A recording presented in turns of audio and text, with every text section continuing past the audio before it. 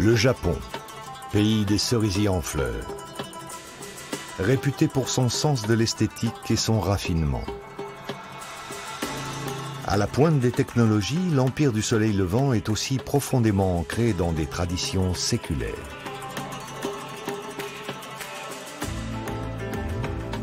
L'art des jardins y est associé au bouddhisme zen avec un degré de perfection inégalé. D'après l'enseignement zen, la terre et tous les éléments qui la composent, les arbres ou même les pierres, portent en eux ce qu'on appelle la nature du Bouddha, c'est-à-dire la capacité de devenir Bouddha.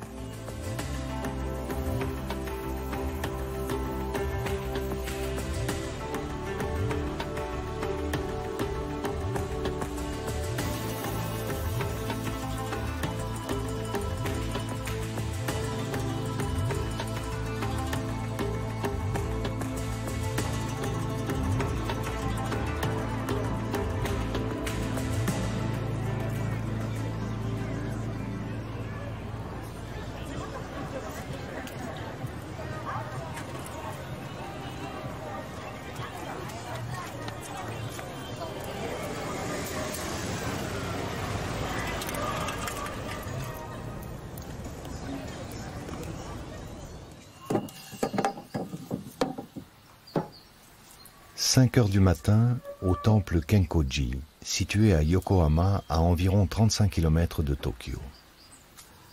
Shunmyo Masuno est prêtre bouddhiste. C'est aussi l'un des plus grands architectes paysagistes actuels, spécialisé dans les jardins zen. Son entourage l'appelle Masuno Sensei, autrement dit Maître Masuno, en signe de respect. Il débute toujours sa journée par les mêmes rituels. Après avoir ouvert la porte du temple, il rend hommage aux prêtres qui l'ont précédé.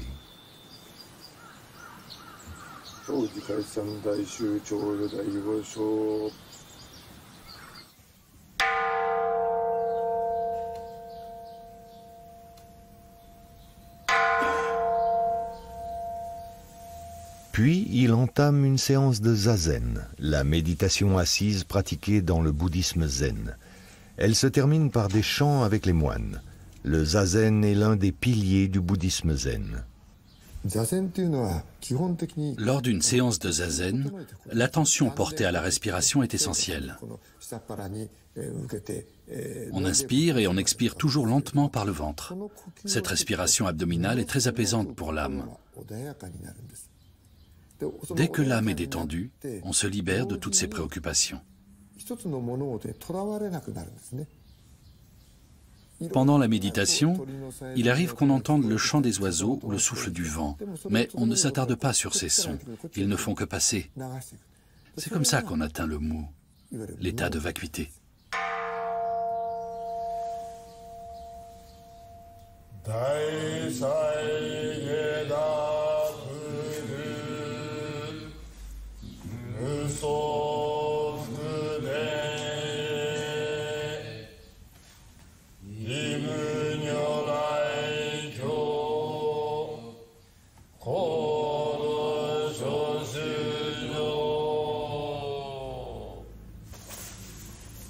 Le zazen s'appuie sur 3 éléments, la posture du corps, la respiration et l'attitude mentale. Pendant la méditation en posture assise, on laisse aller les pensées sans chercher de résultats particuliers. On les laisse passer comme des nuages, sans les retenir ni les chasser.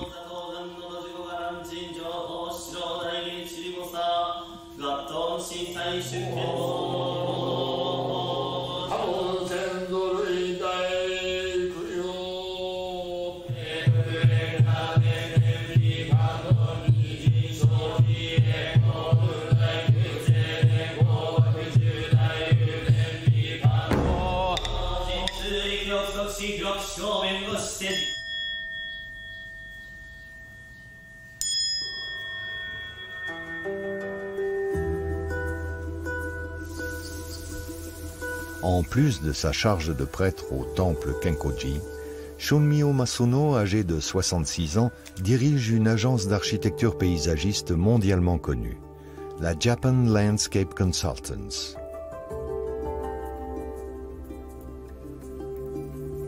Il l'a créé il y a 37 ans dans l'enceinte du complexe bouddhiste et y travaille avec une équipe composée d'une dizaine d'architectes, dont certains collaborent avec lui depuis près de 20 ans.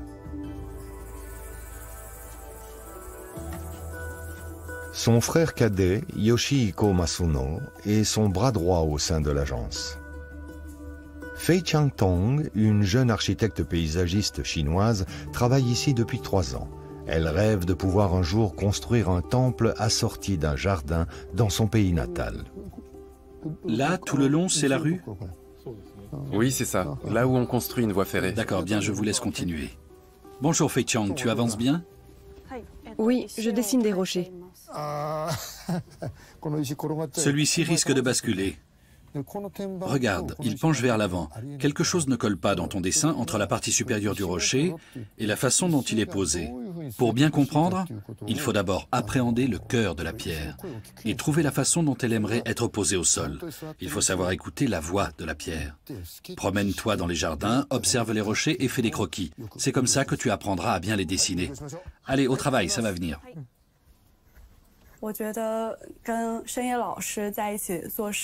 Ce que j'apprécie vraiment chez Maître Masuno, c'est qu'il ne dit pas expressément qu'on s'est trompé quelque part.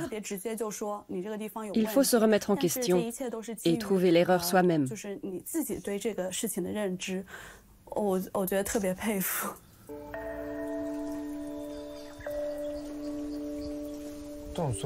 Tu vois ces 3 rochers là? Ils forment un groupe équilibré, même si celui de droite penche un peu vers la gauche. Les 2 grands forment déjà une composition stable. Et si on en place un autre devant, l'ensemble est encore plus harmonieux.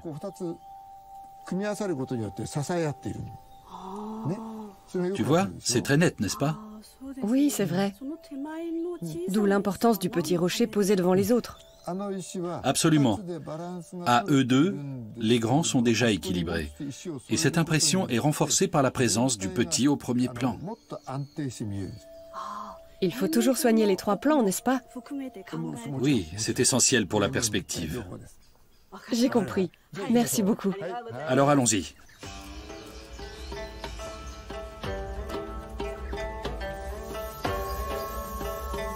Depuis 5 ans, Shunmyo Masuno travaille sur un projet qui lui tient particulièrement à cœur. Il fait construire un nouveau temple sur le site de Kenkoji, censé tenir debout durant les 5 siècles à venir. Un vrai défi. À côté du temple, le maître prévoit aussi d'aménager un petit jardin dont il a le secret. Tournez un peu plus le rocher. Encore un peu. Orientez le plus beau côté vers moi. Encore un peu, allez-y encore. Stop, on y est, là c'est bon. Maintenant posez-le doucement. On descend, on descend. Stop, c'est bon. On n'y touche plus, c'est très bien.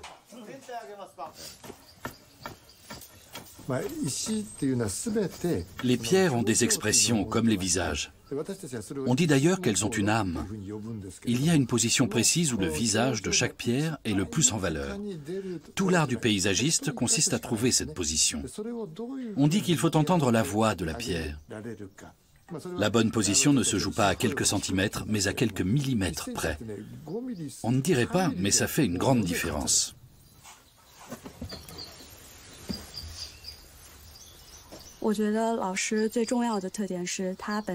La particularité de Masuno Sensei, c'est qu'il est à la fois maître zen et architecte paysagiste. Dans ses réalisations, l'esprit du zen est toujours présent. C'est ce que j'admire le plus chez lui.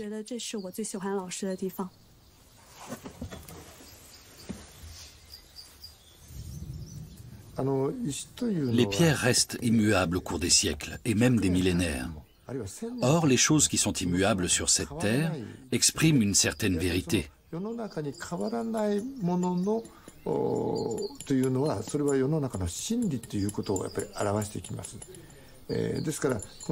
Comme les pierres restent égales à elles-mêmes, l'expression de leur visage perdure. L'impression qu'elles produisent sur moi aujourd'hui traversera les siècles. Et d'autres personnes ressentiront sans doute la même chose en les voyant dans 100 ou 200 ans. C'est pourquoi il faut veiller, avec beaucoup de soin et de minutie, à faire ressortir l'expression idéale de chaque pierre.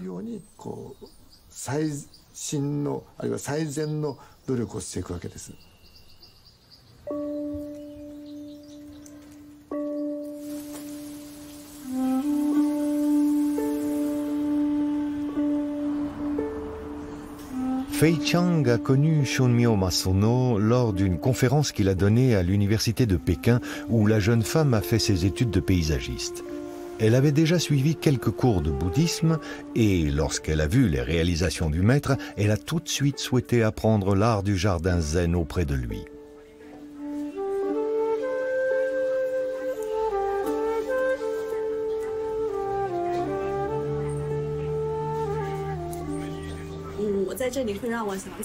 Ce restaurant me rappelle mon pays.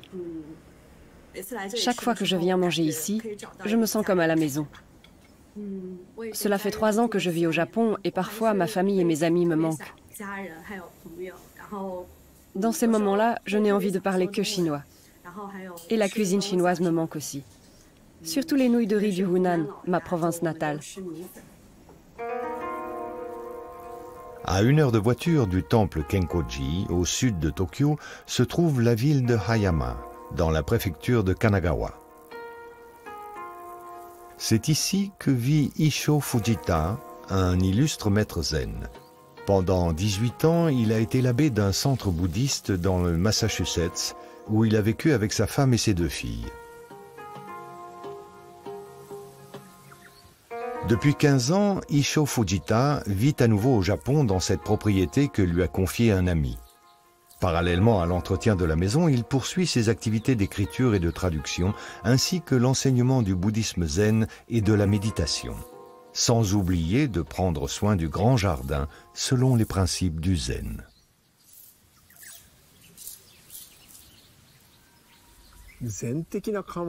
Les principes du zen, je dirais qu'il n'y en a pas vraiment. Le zen n'est pas quelque chose d'exceptionnel. Si je devais en parler, je dirais qu'il s'agit d'être entièrement à ce que l'on fait, sans se laisser distraire.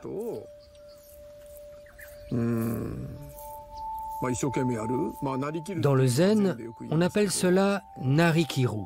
Le travail auquel je m'emploie à tel ou tel moment s'inscrit dans le chapitre actuel de ma vie. Mais je n'y pense pas continuellement. S'il existe un précepte zen, c'est bien de ne pas penser sans cesse à quelque chose. Sinon, cela devient un problème. L'idée, c'est d'accomplir son travail très soigneusement et, si possible, de ressentir de la joie.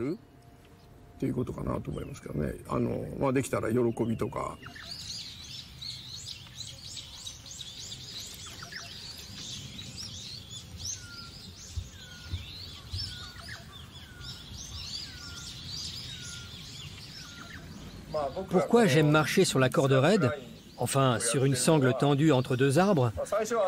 Au début, je prenais ça comme un jeu. Mais après un certain temps, j'ai réalisé que cette activité contenait certains enseignements en rapport avec le zen. Peu importe qu'on arrive ou non à marcher jusqu'au bout de la sangle. Ce n'est pas ça qui compte. De toute façon, il arrive toujours un moment où on finit par tomber, comme dans la vie.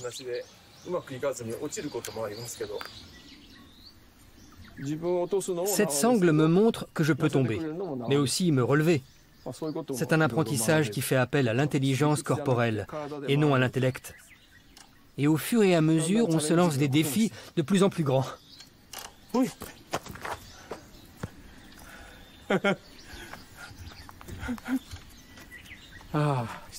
Pause.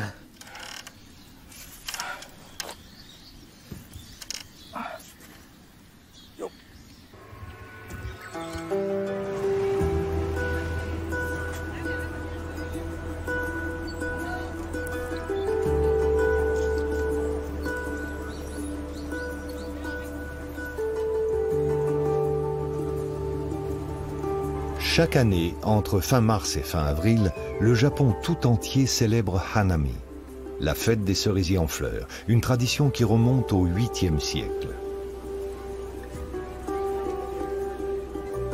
Pendant cette période, des milliards de photos sont prises pour immortaliser la beauté des sakura, les arbres emblématiques du pays. C'est l'occasion pour les Japonais de se réunir dans les parcs, en famille, entre amis et collègues, pour pique-niquer sous les cerisiers. Leur floraison ne dure qu'une dizaine de jours. Elle symbolise pour les Japonais le caractère éphémère de l'existence et l'impermanence des choses. Situé au cœur de Tokyo, le quartier d'Akasaka est l'un des plus huppés de la capitale. Il accueille notamment l'ambassade du Canada qui possède un jardin sec illustrant l'amitié entre les deux pays. Créé par Shunmyo Masuno, il a été inauguré en 1991 sur la terrasse de l'ambassade après 5 ans de travaux.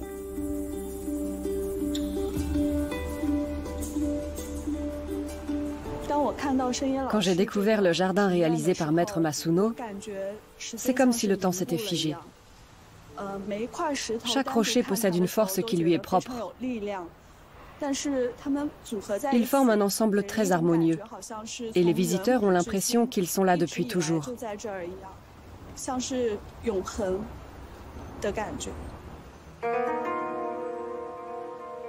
Les deux pays sont représentés dans ce jardin de pierre avec leurs caractéristiques propres. D'un côté de la terrasse, l'immensité des paysages canadiens et de l'autre, le souci du détail typique de la culture japonaise. À Yokohama, Shunmyo Masuno a conçu un autre jardin sec sur la terrasse de la gare de Tsurumi.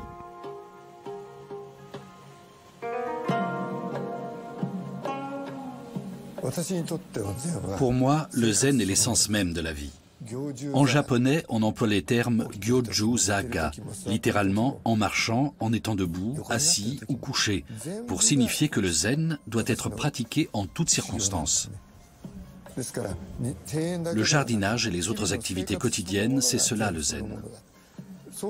En somme, quand on se consacre corps et âme à un travail, qu'on le fait avec soin, il en ressort ce qu'on appelle la vérité des choses. Vivre en accord avec cette vérité, tel est le sens du zen.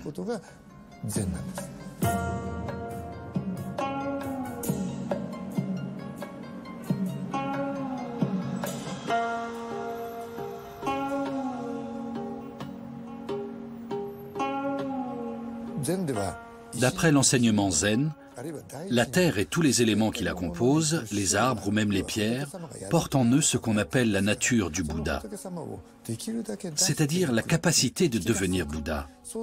Notre travail consiste à laisser s'épanouir cette nature. À 1 heure de route de Tokyo, dans la préfecture de Kanagawa, se trouve la commune de Samukawa. Elle abrite un sanctuaire shinto bordé d'un écrin de verdure créé par Shunmyo Masuno.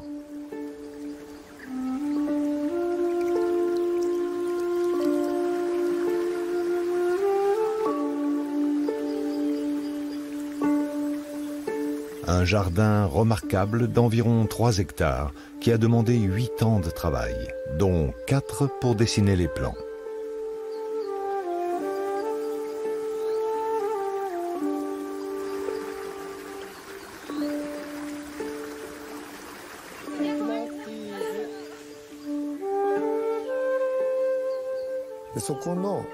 J'essaie d'écouter la voix de l'endroit où je me trouve. Le sol de chaque lieu présente des caractéristiques propres qui ont sans doute traversé les siècles, voire les millénaires, en restant pratiquement inchangés. En écoutant le chant du sol, j'obtiens la clé pour concevoir le jardin. C'est le sol qui me transmet le fil conducteur qui anime un lieu.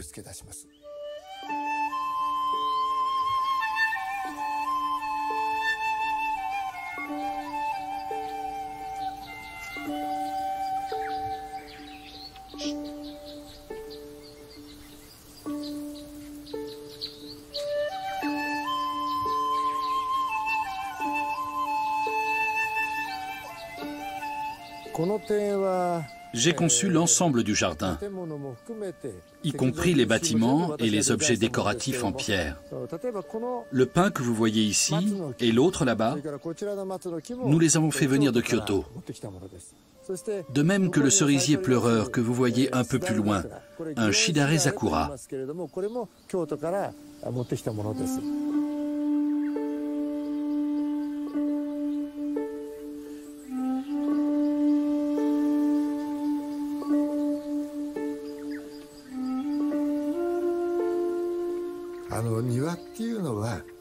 Un jardin réussi est un jardin que l'on peut admirer pendant des heures, sans vraiment savoir pourquoi. Il nous touche en plein cœur. On n'a envie que d'une chose, s'y attarder, sans raison particulière. En flânant dans ce cadre verdoyant, on réfléchit à sa propre vie, au chemin que l'on a parcouru. Les jardins les plus aboutis sont ceux qui engendrent cet état d'esprit. C'est pourquoi il est essentiel d'aménager un jardin en donnant aux visiteurs l'impression qu'il a toujours existé sous cette forme.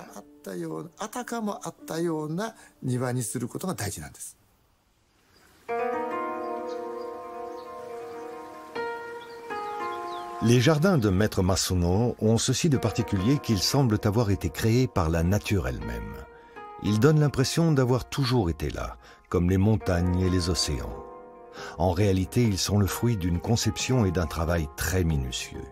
Pour leur donner vie, il a fallu transplanter des arbres et déplacer des rochers. De nombreux professionnels ont contribué à la réalisation des idées du maître.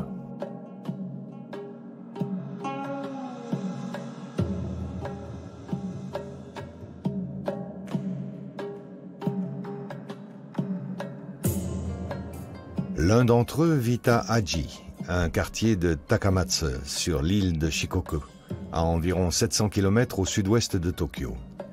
La région est connue pour sa carrière à ciel ouvert. Le diamant de granit, tel est le surnom de la pierre d'Aji, l'une des plus dures et des plus chères qui soit. Elle ne s'érode pas et conserve toujours sa brillance. C'est pourquoi on l'utilise pour les lampes de jardin, les monuments et les pierres funéraires.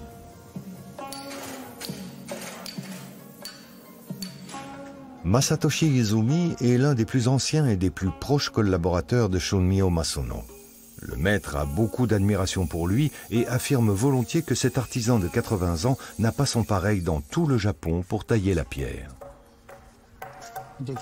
Comment ça se passe? Tout va bien. Est-ce que la pierre doit conserver son aspect rugueux?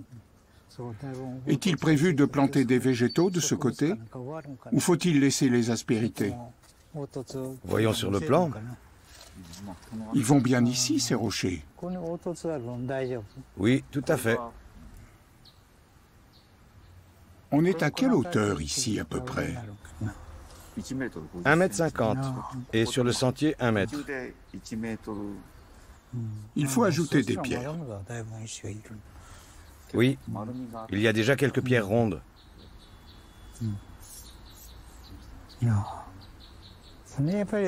Les jardins de Maître Masuno témoignent d'une profondeur propre au bouddhisme zen.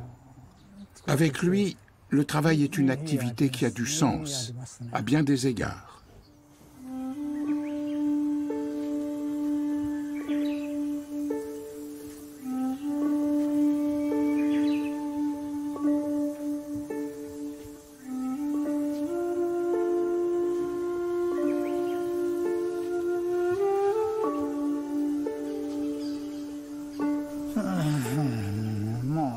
Pour moi, la pierre est riche d'enseignements. C'est un élément fondamental de la vie humaine. De tout temps, les Japonais l'ont associé à leurs pratiques rituelles. C'est un matériau noble qui façonne la planète depuis des millions d'années. Il a une importance bien plus grande qu'on ne peut l'imaginer.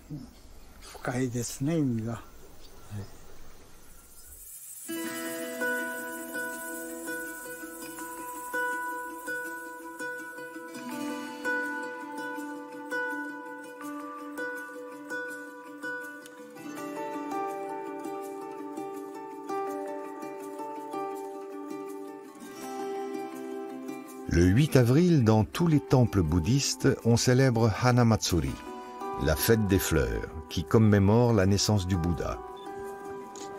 Au temple Kenkoji, les festivités ont commencé.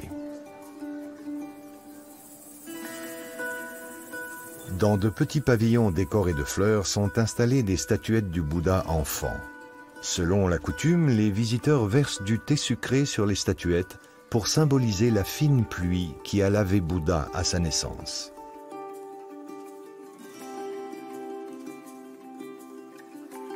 Autre rituel propre à la fête de Hana Matsuri, on dépose de vieilles poupées et peluches à l'intérieur du temple. Elles auraient le don d'aider les prêtres à faire fuir les démons par leurs prières. Après la cérémonie, elles seront brûlées au temple. Maître Masono profite de ce jour particulier pour s'adresser à ses fidèles.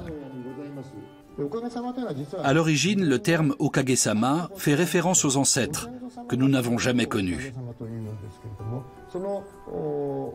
De nos jours, cela veut dire que nous existons ici et maintenant grâce à de nombreuses personnes, au sens large, que nous ne voyons pas ou plus. C'est grâce à tous ceux qui nous ont précédés que nous sommes ici, même s'ils ont maintenant quitté cette terre.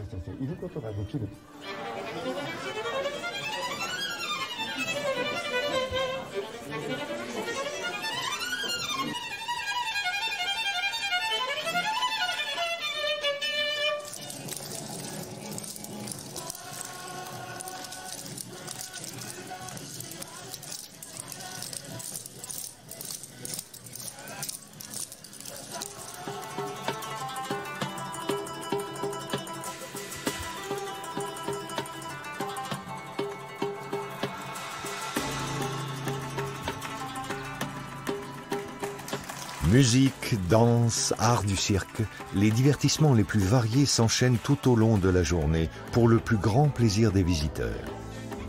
Allez-y, poussez! Les combats des sumotori ont toujours beaucoup de succès, pas seulement auprès des enfants.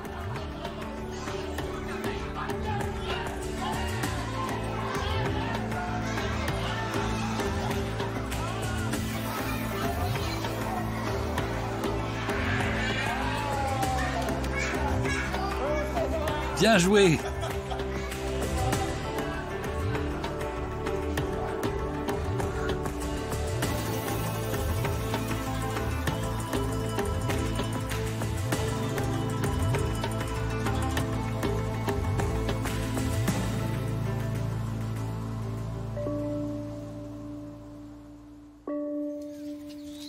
Pendant des siècles, les prêtres zen n'ont pas été autorisés à se marier ou à vivre en concubinage.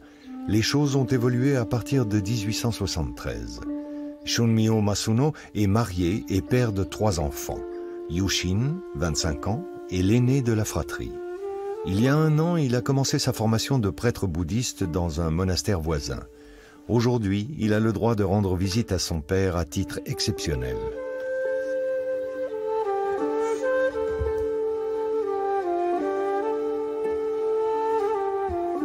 Kyoko Denda, Madame Denda, maîtrise à merveille l'art de la cérémonie du thé. Aujourd'hui, elle a posé 1 jour de congé pour recevoir Maître Masono et son fils.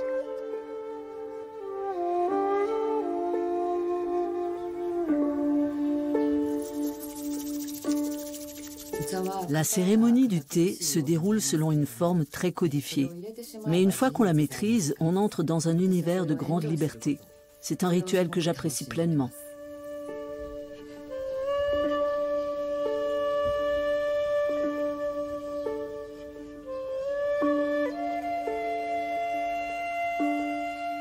J'ai fait la connaissance de Maître Masuno il y a 10 ans, lors d'une conférence qu'il donnait sur les jardins. J'ai été vraiment impressionnée, si bien que le soir du 31 décembre, je suis allée au temple où il officie. Aujourd'hui, c'est un grand honneur pour moi de servir le thé à Maître Masuno et son fils. Voilà un peu plus d'1 an que Yushin n'était pas venu voir son père. Depuis, il y a quelques nouveautés dans le jardin. Ici, on a replanté des camélias. À la place des licoris rouges, c'est ça? Exactement. Regarde. C'est beau, n'est-ce pas? Très joli. Les camélias, on les a plantés provisoirement. Ils sont encore petits, mais ils poussent vite. Les deux hommes arrivent au nouveau temple dessiné par Maître Masuno, sa plus grande fierté. Les prêtres du temple Kenkoji en rêvaient depuis 4 générations. La tête de lion, ici, et les éléments de décoration en bois proviennent de l'ancien temple. Tout le reste est neuf. De ce côté, il y aura un grand hall d'entrée, au fond duquel on accédera au couloir. Et là derrière, il y a les toilettes. Le père de Shunmyo Masuno était déjà le prêtre principal du temple Kenkoji. Lui-même est né et a grandi ici. Aujourd'hui, Yushin suit à son tour les traces de son père et de son grand-père. De génération en génération, c'est toujours le fils aîné qui a hérité de ce temple. Pour nous, il va de soi que Yushin suivra le même chemin et assumera à son tour la charge de prêtre principal. Je m'en réjouis. Comment ça va au temple? J'ai fini par prendre mes marques au bout d'1 an. Au début, j'avais une grande sensation de faim, car la nourriture est frugale là-bas. Mais maintenant, ça va mieux. En fait, l'estomac se rétrécit. Au départ, il est grand comme ça. Voilà pourquoi une petite quantité d'aliments ne lui suffit pas. Mais on s'habitue à manger moins. C'est vrai que je n'ai plus la sensation de faim. De là à dire que je suis rassasié, mais avec le temps, on apprend à savourer chaque bouchée en mangeant lentement. Apparemment, tu t'es bien adapté à la vie monastique. Tu penses rester encore combien de temps là-bas? Je n'ai pas encore vraiment décidé. Reste encore un peu. Si tu quittes le temple maintenant, tu n'y seras plus le bienvenu. Alors je vais rester. Pour la communauté. Beaucoup seraient tentés de jeter l'éponge et de s'en aller, mais je suis conscient que nous sommes privilégiés si on regarde les choses du point de vue de la communauté. C'est une bonne décision, mon fils. Au fait, comment trouves-tu le nouveau jardin? Avec le dénivelé, il est encore plus beau. Ça donne un effet tridimensionnel. L'ensemble est harmonieux, n'est-ce pas?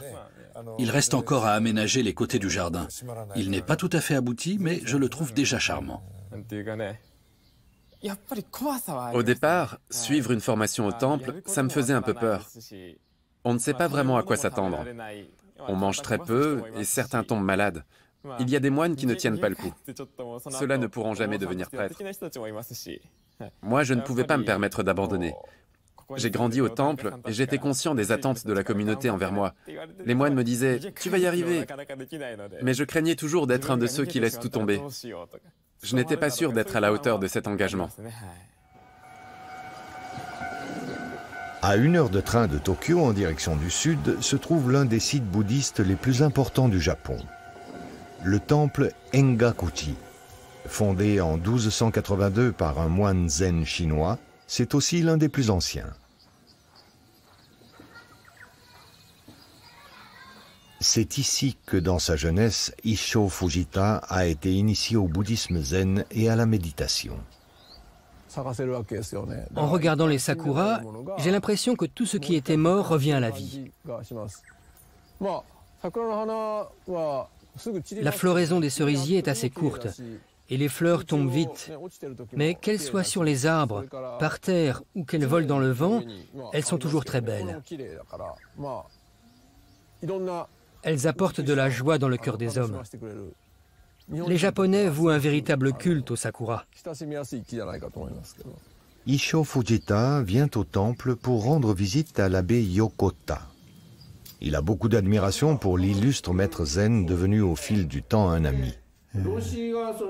Maître, quand vous repensez à la formation que vous avez eue, certes, vous êtes toujours sur la voie de l'apprentissage, mais quand vous regardez en arrière, est-ce que vous vous souvenez d'un moment marquant?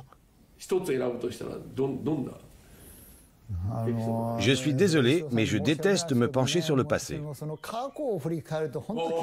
Vraiment? À mon sens, les gens arrêtent d'évoluer quand ils commencent à parler du passé. Et à dire, dans le temps c'était comme ça. Oui, j'ai horreur de ça. Surtout chez les moines.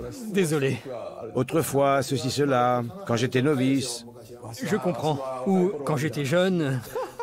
Ça m'insupporte. Pourquoi les gens ne parlent pas plutôt de l'avenir? L'abbé Yokota s'entretient chaque jour avec les futurs prêtres.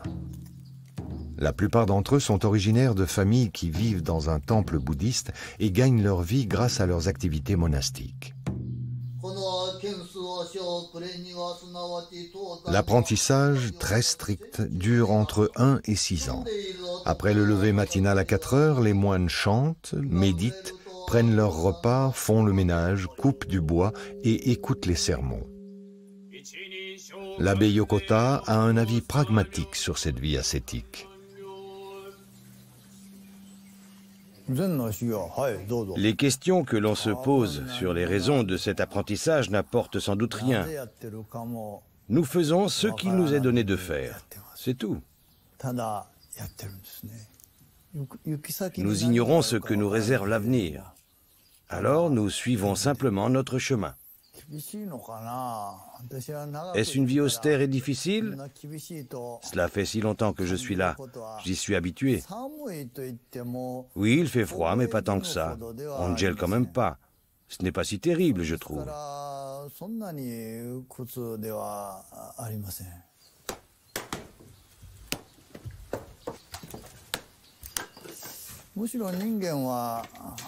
De nos jours, les gens vivent dans des maisons chauffées. Ils se sont habitués au confort du chauffage. C'est assez récent dans l'histoire de l'humanité. Autrefois, ils vivaient en harmonie avec la nature. Pour moi, il est normal d'adopter un mode de vie proche de la nature.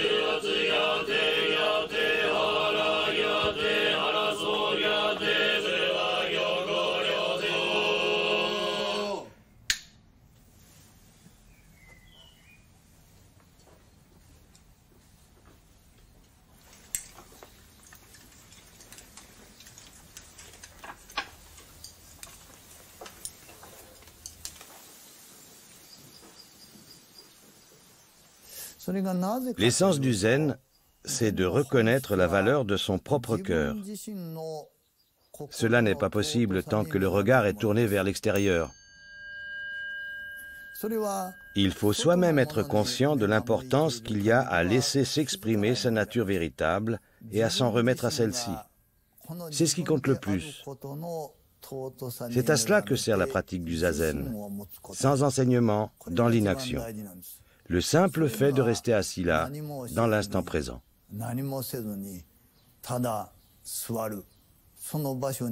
Il faut réaliser comme il est précieux de ne rien faire, comme il est magnifique de n'aspirer à rien de particulier.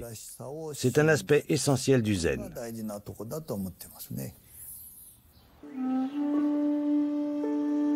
Au Japon, terre de contraste, la tradition zen, qui prône le non-vouloir, côtoie la modernité et les technologies les plus avancées. Le célèbre Shinkansen est l'un des fleurons de l'industrie nippone. Inauguré en 1964, c'est le pionnier des trains à grande vitesse, réputé pour être le plus ponctuel au monde. Aujourd'hui, Fei Chang l'emprunte pour un voyage important. Partie de Tokyo, elle se rend à Kyoto pour visiter le jardin zen le plus célèbre du Japon, celui du temple Ryoanji.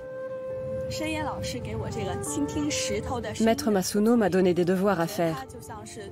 Je dois apprendre à écouter le son de la pierre. Pour moi, c'est un peu comme pratiquer une méditation quotidienne. Pour communiquer avec la pierre, pour entendre le son qu'elle émet, il faut atteindre l'état de lâcher-prise propre à la méditation. Il n'y a que comme ça que je pourrais comprendre comment bien placer les rochers. Ce n'est pas évident, mais je suis motivée pour apprendre.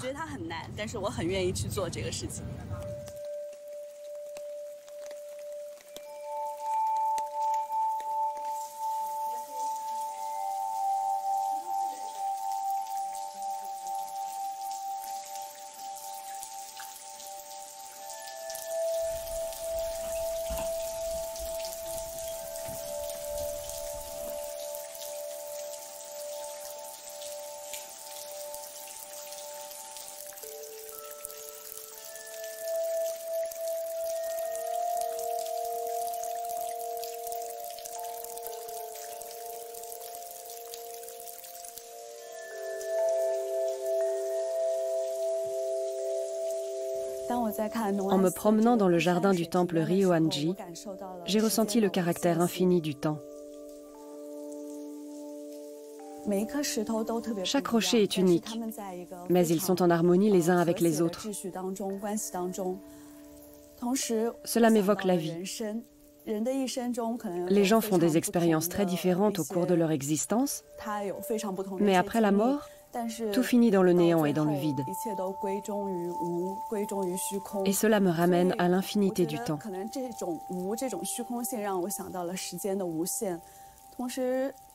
Dans la quiétude de ce jardin en ce jour pluvieux, le son de la pluie me paraît particulièrement clair.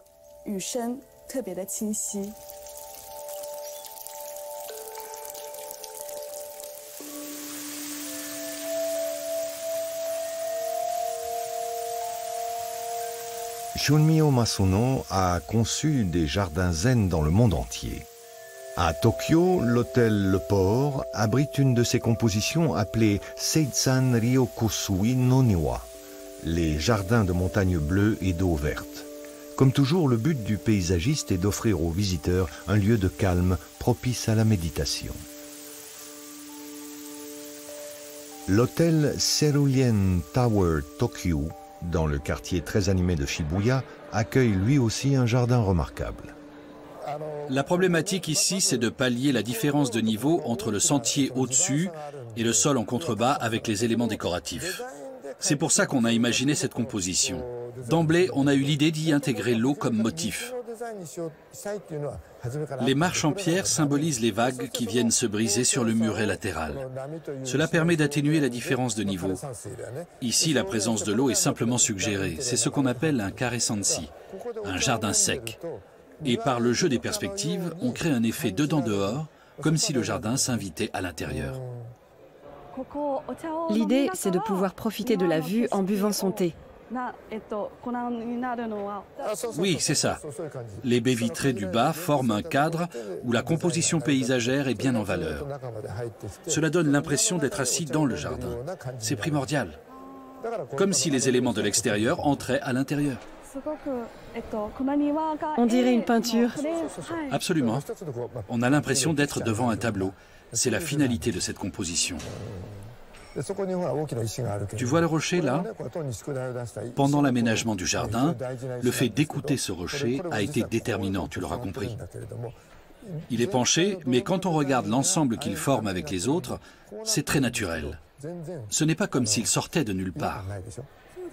C'est vrai. On a sondé le cœur du rocher et on l'a placé comme il fallait.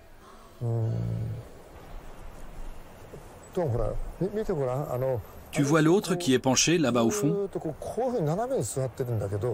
Oui. Au départ, sans réfléchir, on serait tenté de le mettre à l'horizontale. Mais en fait, penché comme ça, il s'intègre naturellement dans le paysage. C'est vrai. Quand j'ai vu ce rocher chez le tailleur de pierre, j'ai tout de suite visualisé sa position idéale. Je l'ai donc fait déplacer provisoirement pour voir l'effet produit. En voyant ça, le maître d'œuvre a dit que j'étais complètement fou et que ça ne collerait jamais. Je l'ai rassuré en lui disant que ça irait très bien. On a donc fait transporter le rocher jusqu'ici et on l'a installé comme prévu. Résultat, le maître d'œuvre a trouvé ça parfait. Formidable. Il est très important d'apprendre à cerner la volonté de la pierre au premier coup d'œil.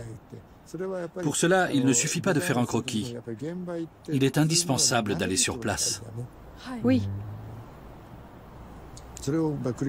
Pratique fait le maître et le savoir-faire grandit avec le temps.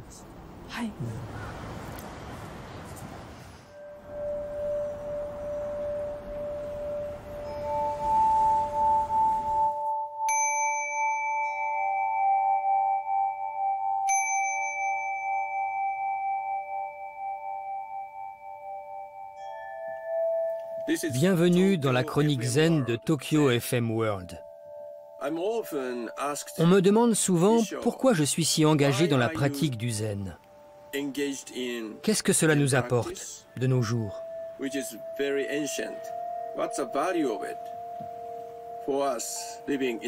Avant de connaître le zen, je considérais que la pensée et toutes les activités intellectuelles avaient une valeur supérieure au travail physique.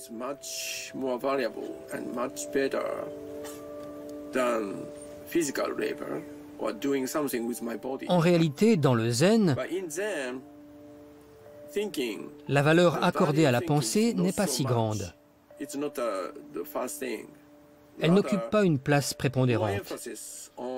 Il est plus important de vaquer à ses activités quotidiennes.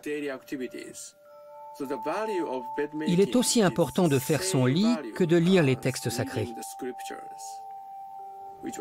C'était une idée tout à fait révolutionnaire pour moi. Ce n'est pas tant la nature de ce que vous faites qui importe, mais plutôt le soin que vous y apportez.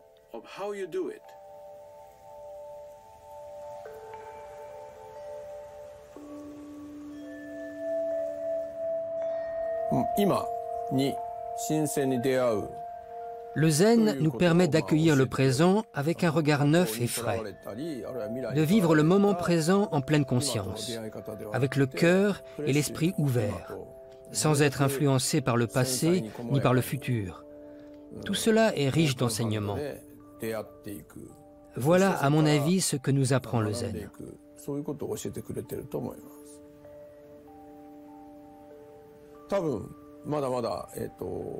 Le zen me fascine tellement qu'après ma renaissance, j'aimerais vivre à nouveau selon l'esprit du zen.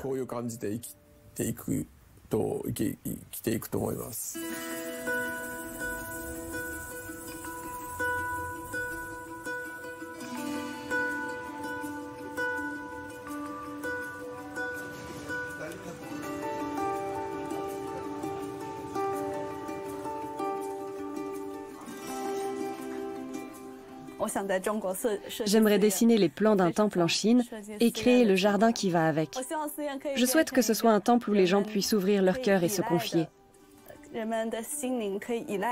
Je pense que Maître Masuno est prêt à m'aider, mais j'ignore si j'arriverai à concrétiser ce projet. Tout ce que je sais, c'est que je suis en plein apprentissage.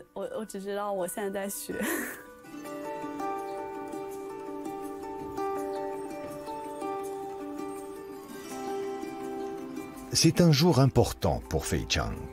Elle va présenter à Maître Masuno le résultat de plusieurs semaines de travail. Elle a pris très au sérieux les devoirs qu'il lui a donnés et a redoublé d'efforts pour se montrer à la hauteur de ses attentes. Si le maître est d'un naturel très agréable et compréhensif, il n'en reste pas moins très exigeant. Le travail de Fei Chang donnera-t-il satisfaction?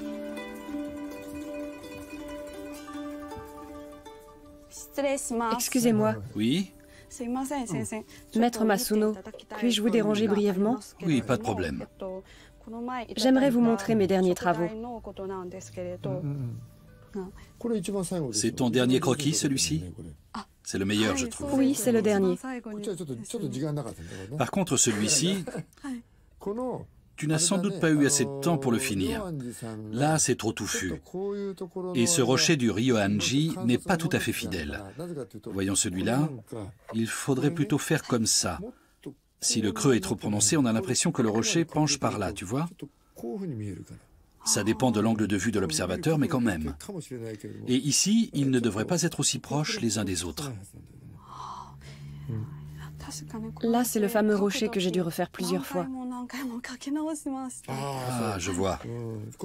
C'est vrai qu'il n'est pas facile à dessiner.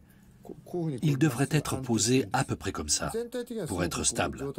Cela dit, dans l'ensemble, tu t'es bien amélioré et ton sens de l'observation s'est aiguisé. Pour tes prochains croquis, je te conseille de bien regarder comment les rochers sont posés et l'influence que cela a sur leur stabilité. D'accord. En tout cas, continue comme ça. Merci beaucoup, maître. Tu vas y arriver. Sois persévérante. J'ai beaucoup appris grâce à vous. Je m'en réjouis. Excusez-moi encore de vous avoir dérangé.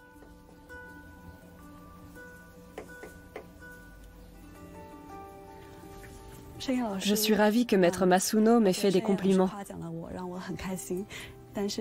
Par contre, il a tout de suite vu ce qui n'allait pas dans mes dessins, surtout pour le jardin du Ryoanji. Cela veut dire que je n'ai pas encore assez de pratique, alors je vais continuer à travailler.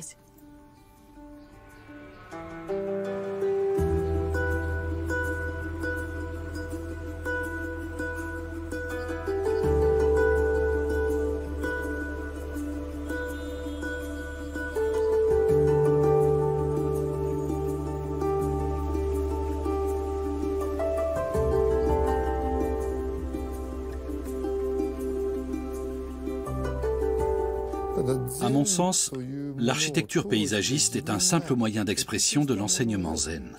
Elle ne forme qu'un avec lui. On pourrait aussi dire que le zen et les jardins forment un duo indissociable. Un peu à l'image d'une paire de sandales, l'une va au pied gauche et l'autre au pied droit.